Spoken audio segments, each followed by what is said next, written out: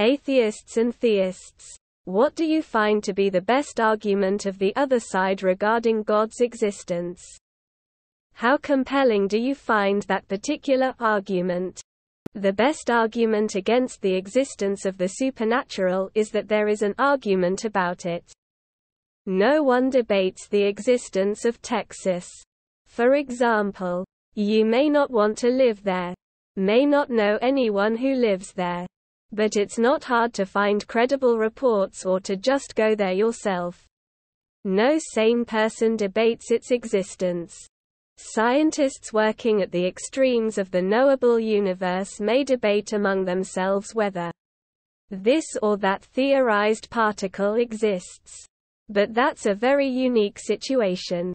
There's only a debate about gods and other supernatural things because the only evidence is that someone made up a story about them sometime.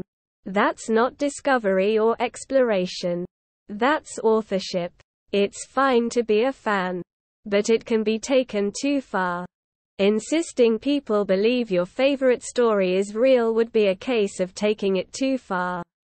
Writing laws and executing people for not believing your favorite story is real is definitely taking it too far. I'm an atheist and I work in a lab that studies DNA replication and repair mechanisms. And, honestly, sometimes when I take a step back and think about DNA itself, it's probably the closest thing to feeling of something greater than myself. What some might call a god or designer. I guess I have ever experienced a sort of awe. It is mind-blowing beyond what I'm able to put into words as of current day how crazy it is that this very long molecule of 4 base building blocks repeating encodes its own replication, repair, modification, etc. Just staggering stuff. Really. As a theist, I concede that there might not be a god. Me and my atheist friends get along just fine. Millions of people have died believing in some form of deity. Millions of people have died not believing in some form of deity. Presumably, a good number of those people were smarter than I am and you are. I love talking about religion and possibilities. But I don't debate it with people. The argument from complexity is probably the most compelling. But I've kind of accepted that even if there is a God, it does not deserve, need or want worship. That we think we can gain its favor is heresy in itself. It's not worth arguing about. You're almost certainly never going to change anybody's mind. Atheist here. Have yet to encounter a compelling argument for the other side. Without actual evidence. Faith is not evidence. Then it's a non-starter. God is a boring answer to some extremely interesting questions. I used to spend a lot of time arguing with theists. Like an unhealthy amount of time explaining evolution to creationists. A couple of times I would have one of them say that they didn't know if it was true or not. But they preferred to live their lives as if it was so. I can respect that. It kills the discussion. But it's a valid position that doesn't even obligate me to take it seriously. As an atheist, I have never heard an argument that made me rethink God's existence. As an atheist, I find the best argument for a God is that something may have created the universe.